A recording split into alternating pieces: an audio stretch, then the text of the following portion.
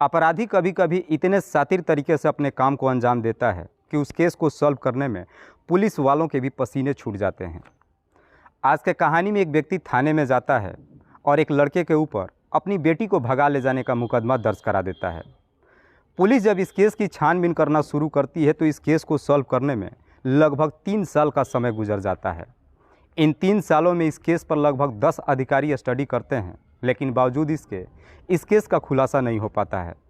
लेकिन 3 सालों बाद जब इस केस का खुलासा होता है तो एक ऐसा सच्चाई सामने निकल कर आता है जिसे सुनने के बाद हर किसी के होश उड़ा जाता है।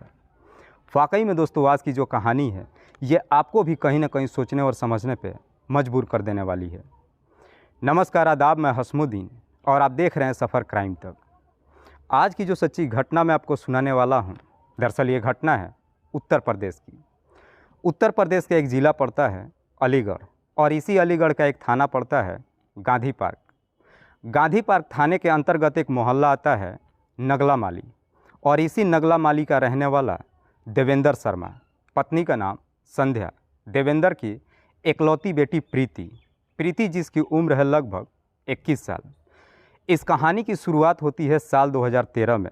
7 दिसंबर 2013 को देवेंद्र नज़दीकी थाने में जाता है और जय कुमार के ऊपर अपनी बेटी को भगा ले जाने का मुकदमा दर्ज करा देता है। जय कुमार जिसकी उम्र है लगभग 23 साल के आसपास, जो हरियाणा के फरीदाबाद शहर का रहने वाला है। जय कुमार के पिता का नाम शंकर लाल, माँ का नाम रीना। देवेंद्र जैसे ही मुकदमा दर्ज करता है, पुलिस इस केस की छानबीन करते हुए जय कुमार की तलाश करना शुरू कर देती है। पुलिस अपनी तमाम कोशिश कर लेती है, ना तो जय कुमार का कहीं कुछ पता चलता है और ना ही प्रीति का कहीं कुछ पता चलता है। देखते ही देखते लगभग 3 साल का समय गुजर जाता है। लेकिन साल 2016 में अलीगढ़ के एसएसपी विनय दुबे जब अपनी पोजीशन को संभालते हैं तो विनय दुबे आकर सबसे पहले पुरानी फाइलों को ओपन करते हैं। जब पुरानी फाइलों को ओपन करते हैं तो उसी में जय कुमार का भी फाइल ओपन होता है। विनय कुमार दुबे जब जय कुमार की फाइल को स्टडी करते हैं तो उन्हें थोड़ा सा अटपटा लगता है। इसीलिए अब इस केस की छानबीन करने के लिए एक टीम का गठन करते हैं और इस केस की शुरुआत करने के लिए सबसे पहले देवेंद्र को थाने पर बुलाते हैं और फिर उससे जय कुमार और प्रीति के बारे में पूछताछ करते हैं।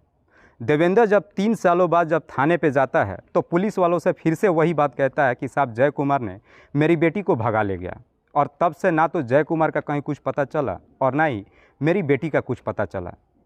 देवेंद्र जैसी इस तरह की बातें पुलिस वालों से कहता है तो पुलिस अब इस केस की छानबीन करने के लिए जय कुमार के बारे में पता लगाने के लिए हरियाणा के फरीदाबाद में जाती है और जय कुमार की माँ संध्या से मुलाकात करती है।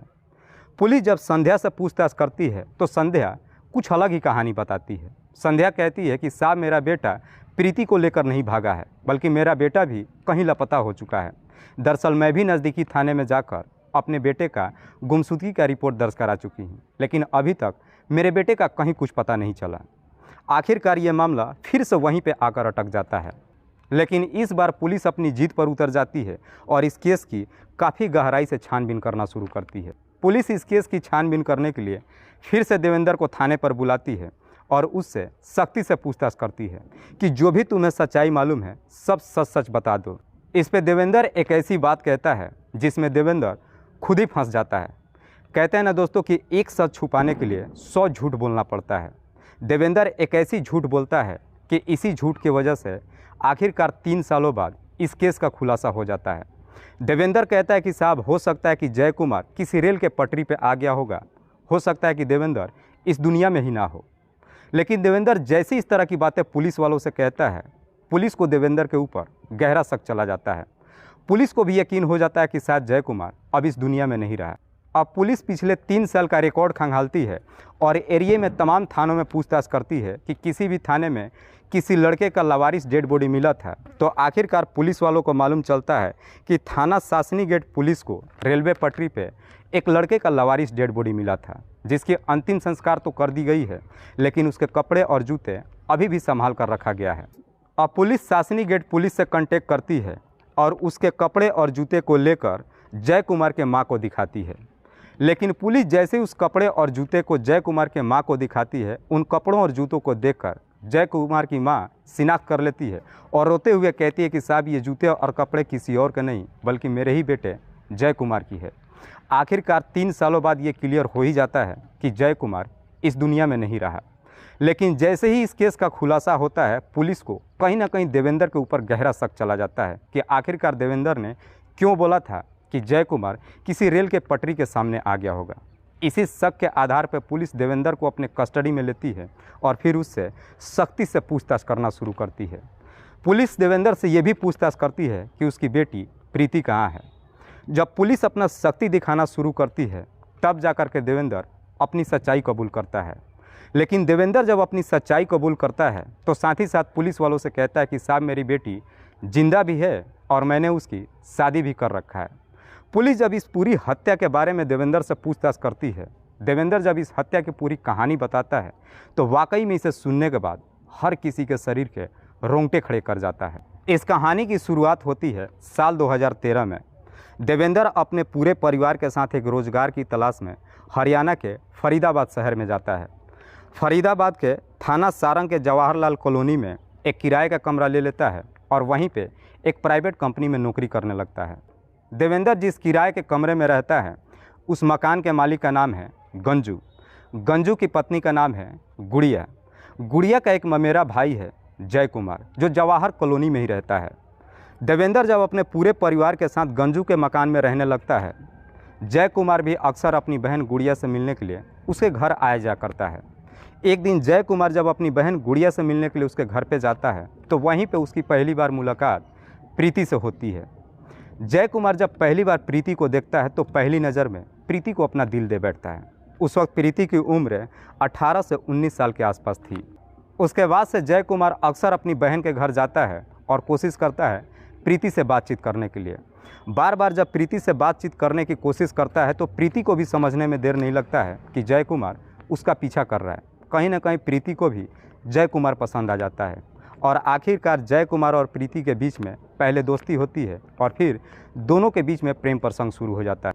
लेकिन जैसे ही दोनों के बीच में प्रेम प्रसंग शुरू होता है, इस बात की जानकारी प्रीति की माँ को मालूम चल जाता है। उस वक्त प्रीति अलीगढ़ के डीएवी कॉलेज में 12वीं की पढ़ाई कर रही थी। जैसे ही प्रीति की माँ को सच्चाई मालूम चलता है, अपनी बेटी को फटकार लगाते हुए कहती है कि अनजान लड़कों से मिलना जुलना ठीक नहीं है, बेहतर है तुम अपनी पढ़ाई पे ध्यान दो। लेकिन प्रीति जय कुमार के प्यार में इस कदर से अंधी हो चुकी थी कि उसकी माँ की बातें एक भी उसके कानों तक पहुँचता ही नहीं। आखिरकार मजबूर होकर प्रीति की माँ इस बात की जानकारी प्रीति के पिता देवेंद्र से बता देती। देवेंद्र को जैसी सच्चाई मालूम चलता है, अपनी बेटी को काफ़ी फटकार लगाता है। साथ ही साथ अपने मकान मालिक गंजू से मुलाकात करता है और कहता है कि जय कुमार को अपने घर पे आने जाने में रोक लगा दो। लेकिन देवेंद्र जैसे इस तरह की बातें अपने मकान मालिक से कहता है, गंजू को जब सच्चाई मालूम चलता है तो गंजू उल्टे में ही देवेंद्र को समझाते हुए कहता है कि बेहतर है कि तुम अपनी बेटी को समझाओ। गंजू जब इस तरह की बातें देवेंद्र से कहता है तो देवेंद्र काफ़ी शर्मिंदा हो जाता है। उसके बाद से देवेंद्र जय कुमार से मुलाकात करता है और जय कुमार को धमकी देते हुए कहता है कि बेहतर है मेरी बेटी का पीछा करना छोड़ दो। लेकिन जय कुमार भी प्रीति के प्यार में इस कदर से अंधा हो चुका था कि वो किसी भी कीमत पे प्रीति को छोड़ने के लिए तैयार ही नहीं होता है। इसी बीच प्रीति का एग्ज़ाम शुरू हो जाता है। एग्ज़ाम देने के लिए प्रीति अलीगढ़ अपने मामा प्रमोद के घर चली आती है। लेकिन प्रीति जब अपने घर आती है तो उसके पिता को लगता है कि प्रीति शायद बस के द्वारा अपने मामा के घर गई है। लेकिन प्रीति जब अपने घर से बाहर निकलती है तो रास्ते में ही जय कुमार को फ़ोन करती है और उसे कहती है कि मुझे अलीगढ़ छोड़ दो। जय कुमार ही प्रीति को लेकर उसके मामा के घर अलीगढ़ जाता है और वहां से छोड़कर वापस अपने घर चला जाता है। प्रीति जब अलीगढ़ अपने मामा के घर जाती है, एग्ज़ाम तो दे देती है, लेकिन जैसे ही एग्ज़ाम ख़त्म होता है उसके मामा का अपने ससुराल में शादी पड़ जाता है। इसीलिए प्रीति की मामा और उसकी मामी अपने ससुराल शादी समारोह में चले जाते हैं। उस वक्त प्रीति अकेले ही घर पे होती है। लेकिन प्रीति जब अकेले घर पे होती है उस वक्त फ़ोन करके जय कुमार को बता देती है कि मैं अकेले घर पे हूँ, अगर तुम आना चाहो तो आ सकते हो। जय कुमार भी प्रीति से मिलने के लिए अलीगढ़ चला जाता है और इस बात की जानकारी अपनी माँ को नहीं देता है। लेकिन जब प्रीति के मामा के घर जाता है तो प्रीति उस वक्त जय कुमार को अपने घर पे ही रख लेती है। जब दोनों की पहली बार एकांत में मुलाकात होती है, शर्म की सारी सीमाएं भी टूट जाती है। दोनों प्यार के आगोश में इस कदर से पड़ जाते हैं कि उन्हें मालूम भी नहीं चलता है कि प्रीति के मामा घर कब आने वाला है। आखिरकार अगले दिन प्रीति और जय कुमार घर के अंदर ही मौजूद थे, तभी गेट के दरवाजे पे प्रमोद कुमार दस्तक देता है। प्रीति के मामा जब दरवाज़ा खटखटाता है, प्रीति जब दरवाज़ा खोलती है, अपने सामने अपने मामा को देखती है। उसे देखकर थरथर कांपने लगती है। प्रमोद कुमार जब घर के अंदर एंट्री करता है, घर के अंदर जब जय कुमार को देखता है तो जय कुमार के बारे में प्रीति से पूछताछ करता है। प्रीति कहती है कि ये फरीदाबाद का रहने वाला मेरा दोस्त है। लेकिन जैसे ही जय कुमार को देखता है, प्रमोद को थोड़ा सा अटपटा लगता है। जय कुमार को एक कमरे में बंद कर देता है और जय कुमार के बारे में देवेंद्र से पूछताछ करता है। लेकिन देवेंद्र से जैसे ही जय कुमार का नाम बताता है, देवेंद्र जैसे ही जय कुमार का नाम सुनता है, सुनकर आग बबूला हो उठता है। अपने साले से कहता है कि देवेंद्र को कमरे में बंद करके ही रखना, मैं आ रहा हूँ। देवेंद्र जब अपने साले के घर पे जाता है, जय कुमार को बाहर निकालते हैं और बुरी तरीके से उसकी पिटाई करते हैं।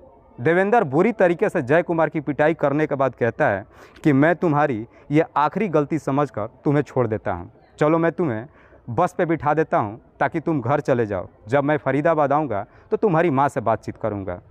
आखिरकार देवेंद्र और उसका साला जय कुमार को लेकर शाम के करीब 7 बजे के आसपास अपने घर से निकलते हैं और रेलवे लाइन से होते हुए बस स्टैंड के लिए जाते हैं। लेकिन देवेंद्र जब फरीदाबाद से अलीगढ़ के लिए रवाना हुआ था, रास्ते में ही सोच रखा था कि जय कुमार के साथ में करना क्या है। जैसे ही रेलवे पटरी के पास पहुंचते हैं, देवेंद्र और उसका साला प्रमोद मिलकर जय कुमार को एक गड्ढे में ढकेल देते हैं। इससे पहले कि जय कुमार अपने आप को संभाल पाता है, देवेंद्र और प्रमोद दोनों मिलकर जय कुमार की गला दबाकर हत्या कर देते हैं। उसके बाद से उसकी डेड बॉडी को रेलवे पटरी पर रखकर इंतजार करने लगते हैं कि ट्रेन कब आएगी। आखिरकार जब ट्रेन गुजर जाती है, जय कुमार का शरीर कई हिस्सों में जब बढ़ जाता है, उसके बाद से देवेंद्र और उसका साला वापस अपने घर चले आते हैं। लेकिन जब 2 दिन का समय गुजर जाता है, जय कुमार अपने घर पे नहीं पहुंच पाता है। प्रीति जय कुमार की मां के नंबर पे फ़ोन करती है और उसके बारे में पूछताछ करती है। तो जय कुमार की मां कहती है कि जय कुमार अभी तक घर नहीं आया है। जब जय कुमार की मां इस तरह की बातें प्रीति से कहती है तो अब प्रीति जय कुमार के बारे में अपने पिता से पूछताछ करती है। लेकिन प्रीति जब अपने पिता से पूछताछ करती है, इस बात पे देवेंद्र इस कदर से भड़क जाता है कि अपनी बेटी को डांटते हुए कहता है कि तुम अपनी पढ़ाई पे ध्यान दो, कौन कहाँ जा रहा है, क्या कर रहा है, उससे तुम्हारा कोई मतलब नहीं। देवेंद्र जब इस तरह की बातें प्रीति को कहता है तो प्रीति को भी समझने में देर नहीं लगता है कि जय कुमार के साथ में हुआ क्या है। दरअसल सच्चाई प्रीति को भी मालूम चल जाता है। जब जय कुमार अपने घर पे नहीं पहुंच पाता है, उधर उसकी मां नज़दीकी थाने में जाकर अपने बेटे का गुमशुदगी का रिपोर्ट दर्ज करा देती है। लेकिन जैसे ही गुमशुदगी का रिपोर्ट दर्ज कराती है, इधर देवेंद्र काफ़ी डर जाता है। उसे डर सताने लगता है कि आज नहीं तो कल उसके पास पुलिस ज़रूर पहुंच जाएगी। इसीलिए देवेंद्र अपने ही इलाके का रहने वाला एक वकील से मुलाकात करता है जिसका नाम है मुन्नी लाल। मुन्नी लाल से जा करके अपनी पूरी कहानी बता देता है जय कुमार के बारे में। कहता है कि मेरी बेटी अभी भी मेरे घर पे है। मुन्नी लाल भी यहाँ पे गलती कर देता है और देवेंद्र को बचाने लगता है। मुन्नी लाल देवेंद्र से कहता है कि जितनी जल्द हो सके अपनी बेटी को कहीं शादी कर दो। आखिरकार देवेंद्र भी मुन्नी लाल का बात मान लेता है और अपनी बेटी की शादी राहुल से कर देता है। राहुल जो वृंदावन थाने के चंदन नगर का रहने वाला है। प्रीति की शादी 27 फरवरी 2014 को कर देता है। प्रीति शादी कर अपने ससुराल चली जाती है। इधर पुलिस जय कुमार की हर जगहों पर तलाशी करती है। ना तो जय कुमार का कहीं पता चलता है और ना ही प्रीति का कहीं कुछ पता चलता है। प्रीति जब अपने ससुराल में रहने लगती है, इसके बावजूद भी देवेंद्र को डर सताता है कि आज नहीं तो कल शायद पुलिस उसके पास ज़रूर पहुंच जाएगी। जा कर के फिर से अपने वकील से मुलाकात करता है तो वकील फिर से देवेंद्र को समझाते हुए कहता है कि अब समय आ गया है कि तुम अपनी बेटी को थाने में पेश करो और अपनी बेटी को समझा दो कि जा कर के पुलिस वालों से कहे कि मथुरा स्टेशन पे जय कुमार मुझे धोखा देकर कहीं भाग गया और मैं उसके बच्चे की मां बनने वाली हूं, क्योंकि प्रीति उस वक्त प्रेग्नेंट हो चुकी थी।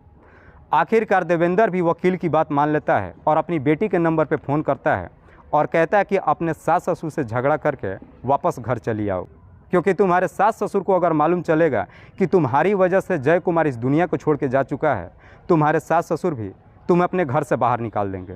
प्रीति को भी अपने पिता के बताए हुए रास्ते पे चलना मजबूरी हो जाता है।